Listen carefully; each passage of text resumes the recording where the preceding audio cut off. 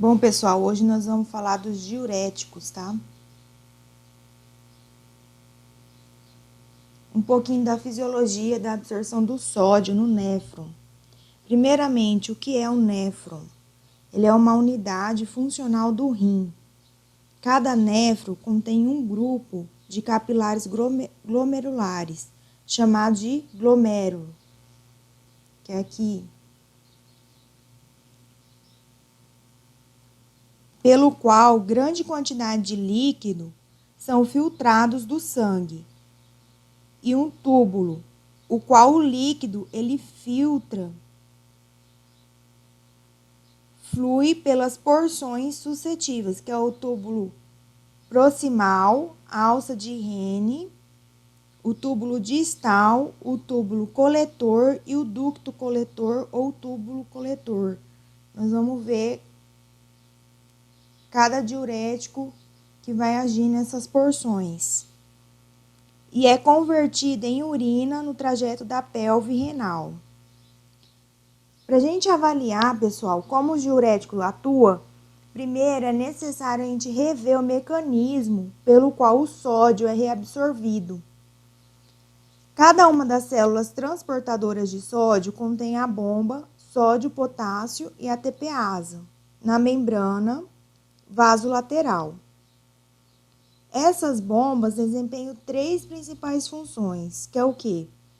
Retornam o sódio reabsorvido à circulação sistêmica, mantém a contração de sódio da célula em níveis relativamente baixos e aumenta a contração do potássio celular acima do equilíbrio eletroquímico, mantendo assim a polarização do interior da célula em relação ao exterior. O efeito sobre a concentração intracelular de sódio é particularmente importante, uma vez que permite que o sódio filtrado entre as células por um gradiente de concentração favorável através de um transportador. Cada segmento desse néfron tem um ou mais mecanismos de entrada do sódio e a capacidade de inibir especificamente um desses mecanismos. Explica o segmento do néfron, no qual as diferentes classes de diurético vão atuar. O sistema de ação determina a eficácia da classe do diurético. Então, vamos começar. Os diuréticos.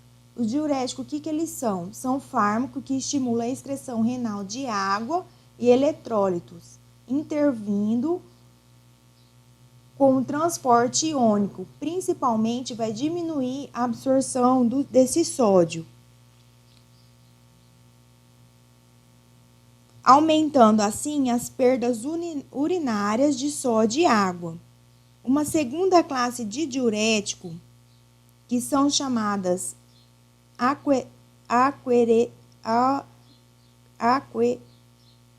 aqueréticos, que são as vasopressinas, eles inibem a reabsorção de água ao bloquear os receptores do hormônio natridiurético ao longo do túbulo coletor. A capacidade de induzir um balanço hídrico negativo tornou os diuréticos úteis no tratamento da variedade de condições, particularmente naqueles pacientes que têm edema, na hipertensão. Esses fármacos, eles possuem efeitos antihipertensivos quando são usados sozinhos e eles potencializam a eficácia de particularmente todas as classes dos antihipertensivos, que nós vamos falar em umas outras classes, nas próximas classes, tá? Então, eles vão atuar a nível do quê? Do túbulo coletor, do túbulo distal, da alça de Henle ou asa de Henle, no túbulo proximal. O que acontece no túbulo proximal? Normalmente, 65% ou 2/3 da carga filtrada de sódio e água e porcentagem ligeiramente menor de cloreto, eles são absorvidos nesse segmento. A primeira metade do túbulo proximal, o sódio é reabsorvido por cotransporte junto com a glicose, aminoácido e outros solutos. Na segunda metade, o sódio é reabsorvido principalmente com os íons cloreto. O bicarbonato é normalmente reabsorvido por completo no túbulo proximal. Isso é obtido por combinação de prótons, produzindo o ácido carbônico, que associa até formar o dióxido de carbono e água. Seguindo-se da reabsorção passiva do dióxido de carbono dissolvido. A remoção seletiva do bicarbonato de sódio com água acompanhando, no início do túbulo proximal, vai causar uma elevação secundária da concentração dos íons cloreto, a fusão do cloreto a favor de seu gradiente de concentração, através de um shunt paracelular. Por sua vez, a diferença do potencial positiva na luz, o que favorece a reabsorção de sódio, que a acetazolamina, que vai inibir a atividade da anidrase carbônica, inibindo, portanto, os processos subsequentes. O que acontece, pessoal, na asa de Henle ou alça de Henle? Ele possui 3 segmentos funcionantes distintos. O segmento descendente fino, o ascendente fino e os ascendentes espesso. Cerca de 20% da água filtrada é reabsorvida na alça de Henle. Quase toda ocorre no componente descendente fino, que é essa partezinha aqui, descendente fino. O componente ascendente, ele é praticamente impermeável à água, sendo importante para a concentração da urina. Cerca de 25% das cargas filtradas de sódio, cloreto e potássio são reabsorvidas na alça de Henle. A maior parte dos componentes ascendente espesso, a movimentação do sódio através da membrana luminal é medida especialmente pelo cotransporte de 1 sódio, 2 cloreto e 1 potássio. Essa proteína cotransportadora usa energia potencial liberada pela fusão do sódio para a célula, para conduzir a reabsorção do potássio para a célula contra o gradiente de concentração. Os componentes ascendente espesso da alça de Henle é o local de ação dos potentes diuréticos de alça, que inibe a ação desse cotransportador citado. O componente ascendente espesso, ele também tem um mecanismo de cotransporte de sódio e hidrogênio em sua membrana celular luminal, que vai ter a absorção de sódio e a excreção do hidrogênio. O que acontece lá na fisiologia no túbulo distal? Aproximadamente 5% da carga filtrada do cloreto de sódio são reabsorvidos no túbulo distal inicial, bem no começo.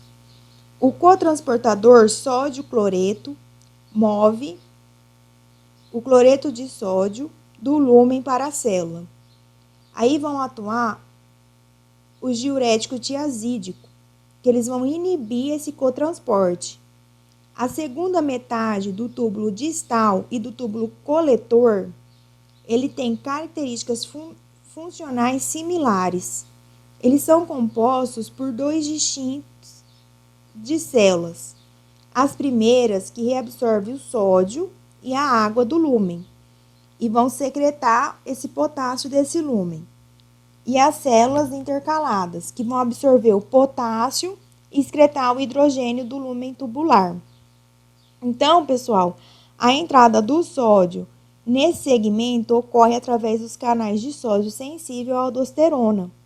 A reabsorção do sódio catiônico sem íon cria um gradiente elétrico negativo nesse lúmen, que favorece a excreção do potássio, através dos canais seletivos de potássio. Assim, a inibição da reabsorção do sódio nesse local pode levar ao quê? A uma hipercalemia, a uma acidose metabólica, devido a essas reduções contaminantes na excreção dos íons de potássio e hidrogênio. As principais células são os locais de ação primário do diurético poupadores de potássio, que é a espirulactona e a ecleretinoma, que são antagonistas dos receptores de mineral corticoides, que impede que a aldosterona, por sítio de receptores das células principais, inibindo desse modo o efeito estimulador da aldosterona sobre a reabsorção de sódio e a excreção do potássio. Também temos o que? A amiloripina e o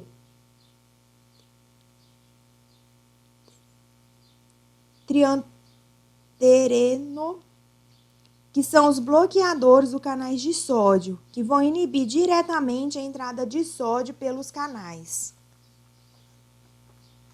das membranas luminais. Portanto, eles vão reduzir a quantidade de sódio que pode ser transportada através das membranas vasolaterais pela bomba de sódio e potássio e a TPase. Isso, por sua vez, eles vão diminuir os transportes de potássio para a célula. Em última análise, vai ter uma redução do líquido tubular, a permeabilidade tubular distal final e o ducto coletor cortical. A água é controlada pelo hormônio antidiurético, que é o ADH ou a vasopressina. Por último, vamos falar do ducto coletor, ou tubo coletor. Ele absorve menos de 10% da água e do sódio filtrado. São o local final para o processamento da urina. A permeabilidade de água é controlada pelo ADH, com níveis elevados desses hormônios. Então, a água ela é absorvida avidamente para o interstício medular. Então, os diuréticos eles exercem seus efeitos através do quê? Da inibição da ação da enzima, proteínas, eficácia de transporte transmembrana em epitélio do túbulos renais, interferência com os receptores hormonais do epitélio renal e efeito osmótico, que vão impedir essa reabsorção da água. A classificação dos diuréticos, eles podem ser classificados como, no mecanismo de ação deles, vão ser classificados em inibidores da amidrase carbônica, são inibidores de cotransporte de sódio, potássio, 2-cloro, que são diurético de alça ou asa, os inibidores de cotransporte de sódio cloreto, que são tiazídicos, e os diuréticos poupadores de potássio, que são os inibidores dos canais de sódio e os antagonistas da aldosterona, e os diuréticos osmóticos. Então, pessoal, eles são classificados em 4 classes principais, que eles são afetados no local da reabsorção do sódio, que é o quê? Os diuréticos de alça, que eles vão atuar na rama ascendente espesso da alça de Henle, os diuréticos tiazídicos, que atuam no túbulo contorcido distal, os diuréticos poupadores de potássio, que vão atuar no néfro distal, que inclui o túbulo contorcido distal e o túbulo coletor, e o manitol e as acetosanamida, que vão atuar no túbulo proximal, tá? Então, o uso desses diuréticos são usados na insuficiência cardíaca, no edema agudo de pulmão, na cirrose, na síndrome nefrótica, na insuficiência renal, na hipertensão intracraniana, no estado não comatoso, que na hipertensão arterial, hipercalemia, que são os diuréticos de asa, e nefrolitíase, que são os tiazídicos. Agora nós vamos falar de cada classe aí. Vamos começar pelos inibidores da amidrálise carbônica, que é a acetozolamida, tá? Vamos começar por ela aí, tá? São derivados de sulfonamida. Eles vão inibir a anidrase carbônica no túbulo contorneado proximal. Eles atuam raras vezes eles se utilizam como antipertensivo. Também está em outros tecidos extra-renais, como olhos, mucosa gástrica, pâncreas, sistema nervoso central, glóbulos vermelhos, tá? Vamos falar do mecanismo de ação. A inibição dessa enzima vai levar o quê? Vai perder o sódio e bicarbonato. No entanto, a diurese é modesta, porque a maior parte do líquido é liberado no túbulo proximal e recuperado nos segmentos distais e na absorção diurética. Ela é progressiva, acentuada pela acidose metabólica, que vai resultar da bicarbonatura, tá? Vai produzir uma urina alcalina.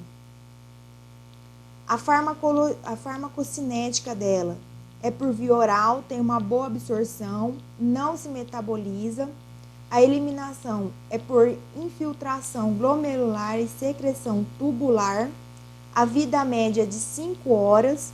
O incremento do pH urinário se consegue aos 30 minutos, no máximo 2 horas e dura 12 horas.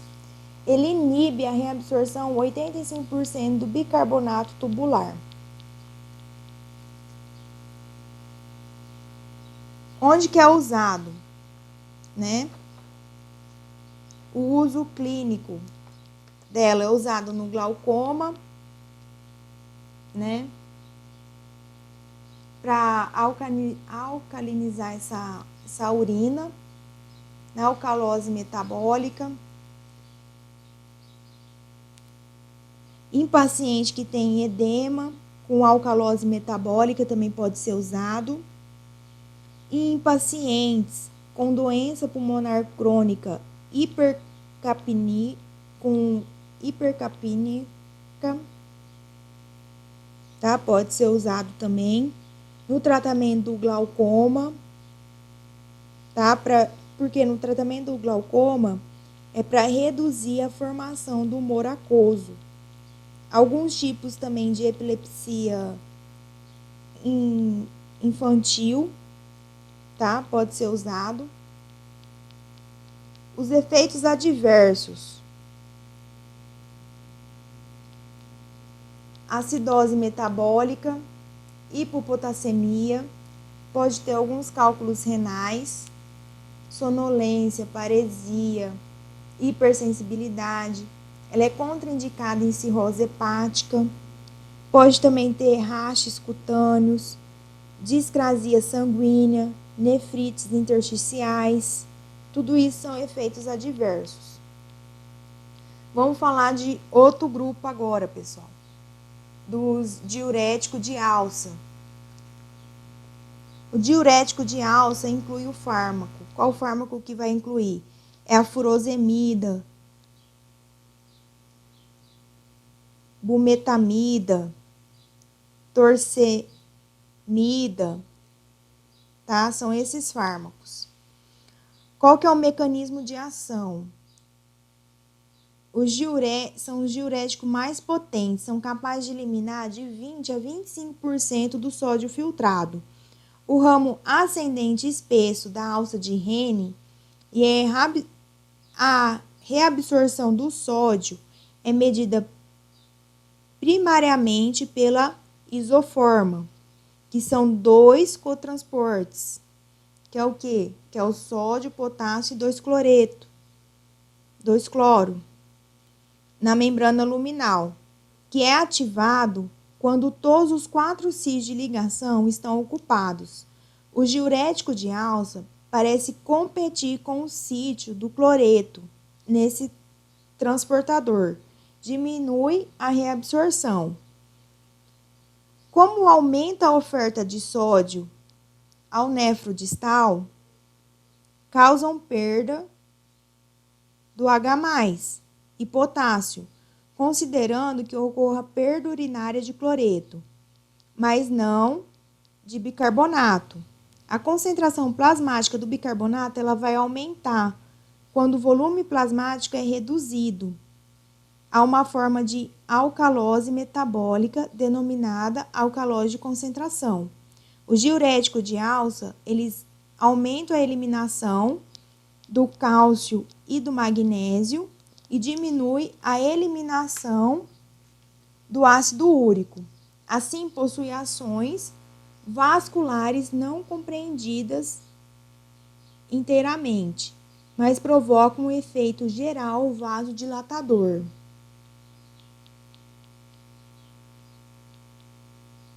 Aí o exemplo que eu falei, que é a furosemida, torsemida, bumetamida, tá? Os diuréticos de asa ou os diuréticos de teto alto são os diuréticos mais eficazes. Sua alta eficácia se deve a quê? Que 25% do sódio filtrado e reabsorvido na porção ascendente grossa da alça de Henle. Isso daqui é o que eu já expliquei. O segmento da nefrona corrente abaixo da rama ascendente grossa não possui a capacidade de reabsorção para resgatar o fluxo do líquido rejeitado, que sai na rama ascendente grossa. Isso daqui foi tudo que eu já expliquei. Aqui, a farmacocinética agora. Eles são absorvidos no tubo, eles são absorvidos pelo trato gastrointestinal. Geralmente, eles são administrados por via oral, tá? Mas também pode ser dado por via intravenosa em situações de urgência ou quando a absorção intestinal estiver comprometida. Eles ligam-se fortemente à proteína plasmática.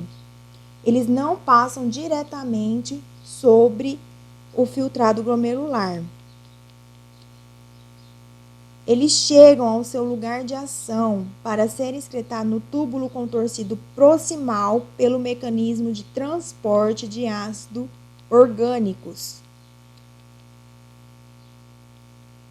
Ele é eliminado através da urina,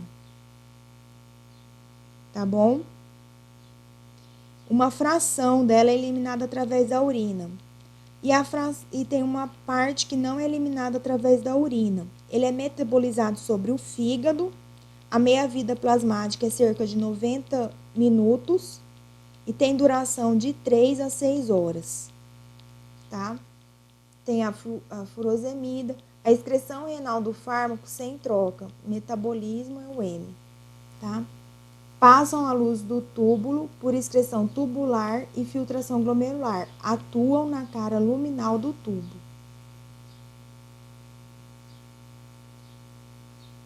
Onde que a gente usa, né, os diuréticos de alça? Eles são usados aonde?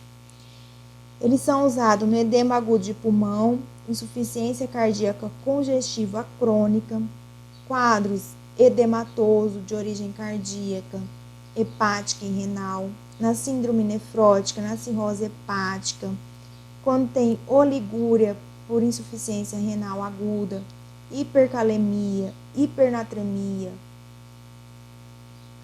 na hipertensão com insuficiência renal crônica, tá? Quando tem uma insuficiência renal crônica, que o Clinders dele é menor que 30 ml por minuto. Também é usado em tratamento de hipertensão complicada com comprometimento renal.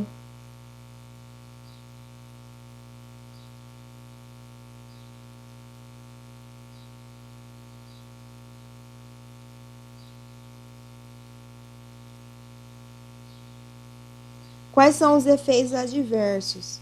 São os distúrbios hidroeletrolíticos, como desidratação, hiponatremia, hipocalemia, hipocloremia, hipomagnesemia, diminuição do magnésio, tá? Alcalose metabólica,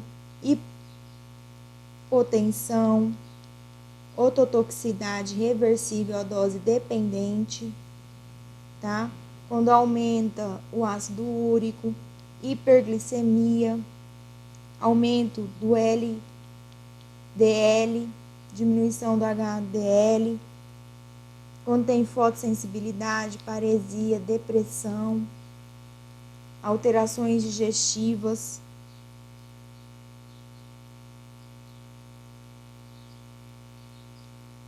Agora vamos falar de outro, que é o diurético tiazídico, tá? O diurético tiazídico é o famoso fármaco chamado de hidroclorotiazida, que é bem conhecido aí. Também a gente pode ter clorotiazida, indapamida, a clortalidona, tá? Tudo esses aí. Vamos falar um pouco do mecanismo de ação deles. Eles têm uma eficácia moderada, eles são menos potentes que os diuréticos de alça, que eles inibem a reabsorção de no máximo de 3 a 5% do sódio filtrado. Ele é mais bem tolerado. Ele vai fazer o quê? Ele liga-se ao sítio do cloreto do sistema cotransporte do túbulo contorcido distal do sódio cloreto. Inibe a ação e causa natriurese. Os efeitos, sobretudo, sobre o balanço de sódio, potássio, hidrogênio e magnésio são equivalentes semelhantes aos diuréticos de alça, mas de menor magnitude. A exceção é o cálcio, cuja eliminação é reduzida pelos tiazídicos. Também possui uma ação vasodilatadora. Tá? A farmacocinética deles. A farmacocinética, de uma forma geral, eles são eficazes pela via oral, todos são eliminados na urina, principalmente por excreção tubular, que competem com o ácido úrico para o transportador de íons orgânicos, tá? Todos eles vão competir aí. Daqui tem cada um. A hidroclorotiazida, a eliminação dela é renal. A clortalidona, 65% é renal, 10% é a excreção do fármaco sem troca por bilis e 25% ela é por via de eliminação desconhecida. Ainda pamida, a eliminação dela é pelo metabolismo.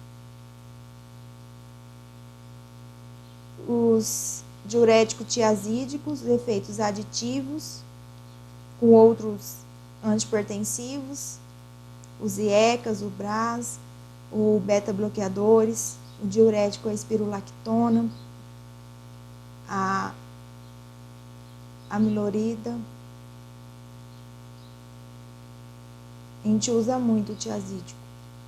Os usos na hipertensão arterial combinada, né, com antipertensivo, na insuficiência cardíaca leve, no edema resistente grave, para prevenir formas recorrentes de cálculos, a gente usa também ele, diabetes insípidos nefrogênico, a gente usa também, uma acidose tubular renal, na nefrolitíase osteoporose devido a hipercalciúria. E os efeitos adversos são os distúrbios hidroeletrolíticos, né? Hipotensão, hiponatremia, hipopotassemia, hipocloremia, alcalose metabólica, hipercalcemia. Os efeitos adversos, que a gente já havia comentado, ainda, que é a debilidade, fadiga, parestesia.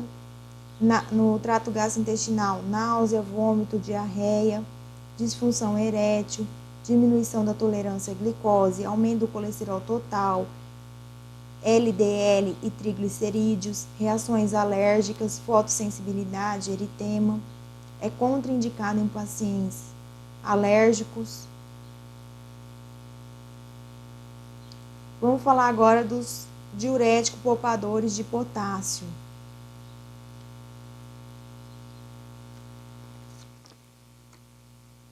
Tá? Vamos falar deles agora, que é a famosa espirulactona, né? Vamos falar deles agora. Espirulactona, amiloripina, né? O triantereno,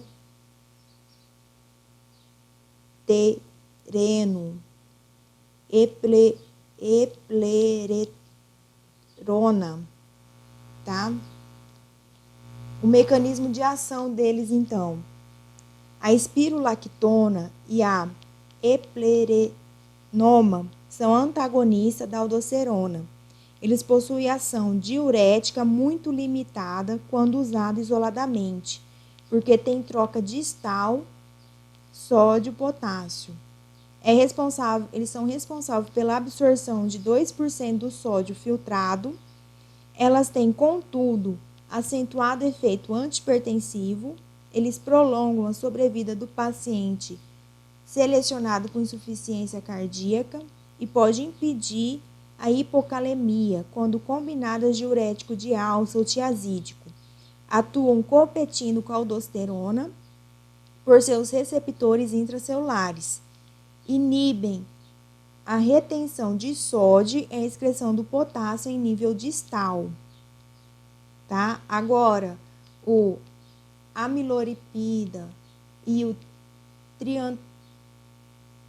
triantereno, eles vão atuar nos nefrodistal.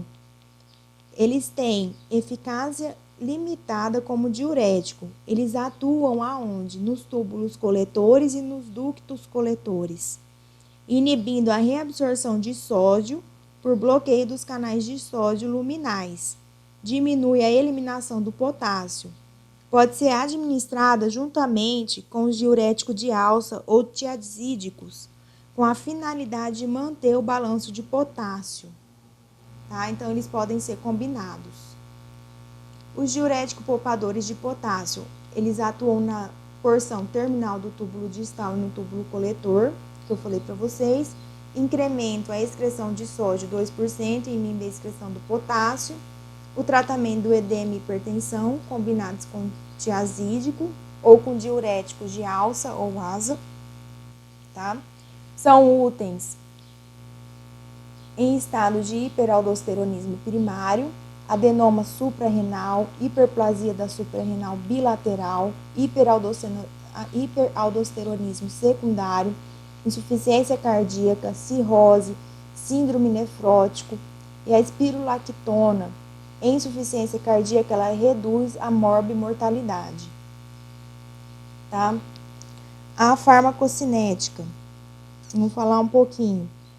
A espirulactona, tá? Ela é bem absorvida no intestino, sua meia-vida plasmática é de 10 minutos. Seu metabolismo ativo tem meia-vida 16 horas. O início da ação dela é lento, tá? Mas vai levando por vários dias. A eplerenoma, ela tem meia-vida mais curta, é administrada por via oral, uma vez ao dia, tá? O triantereno, ele é bem absorvido no trato gastrointestinal. Seu início de ação é de 2 horas, sua duração de ação é de 12 a 16 horas, é metabolizado parte pelo fígado e em parte ele é eliminado na urina, tá? A amilorida é menos absorvida, ela tem um início de ação mais lento, com duração de 24 horas, a maior parte dela é eliminada na urina.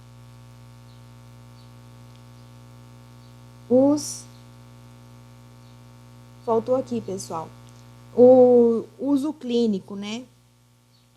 Onde que a gente usa a espirulactona na insuficiência cardíaca para aumentar a sobrevida, no hiperaldosteronismo primário, síndrome de Conon,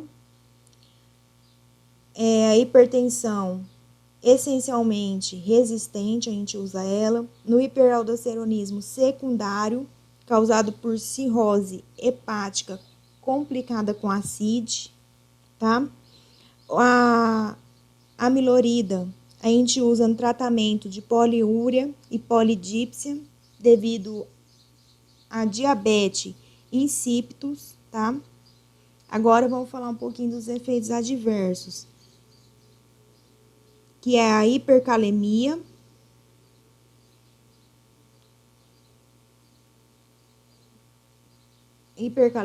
a espirulactona pode ter acidose metabólica, ginecomastia, impotência, diminuição do libido, insurtismo, agravamento da voz e alterações menstruais, diarreia, gastrite, úlcera péptica, hemorragia digestiva, sonolência, letargia, atáxia, confusão, cefaleia, discrasia sanguínea, tá? Isso é espirulactona.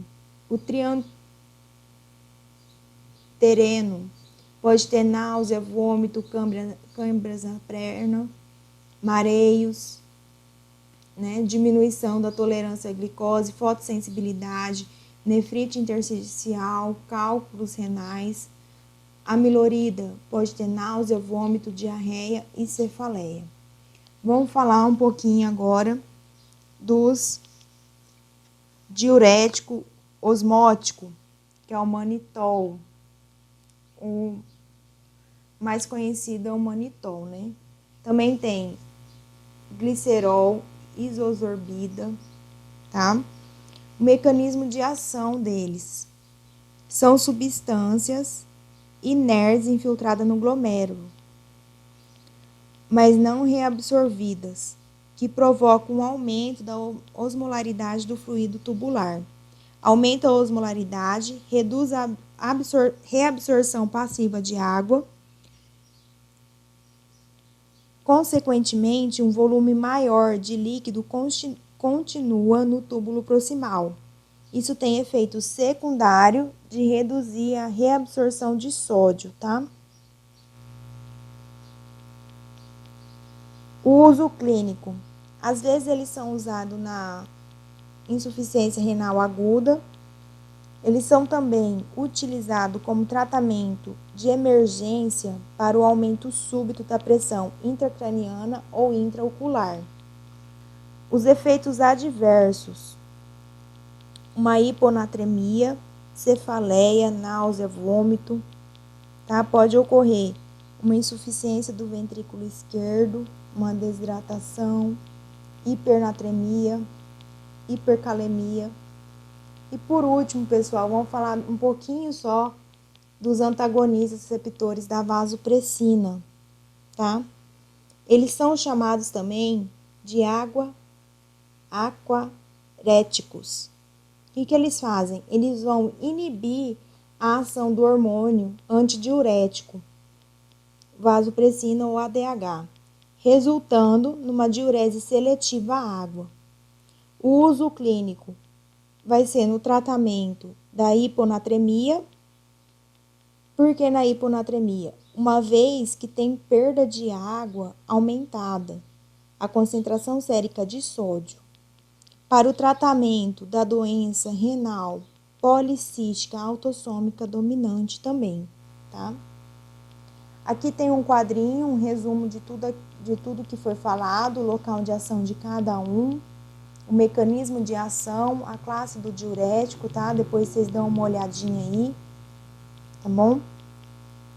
Essa figura aqui é um esquema mostrando a absorção de sódio e de cloreto no néfron e os principais locais de ação dos fármacos, tá, pessoal?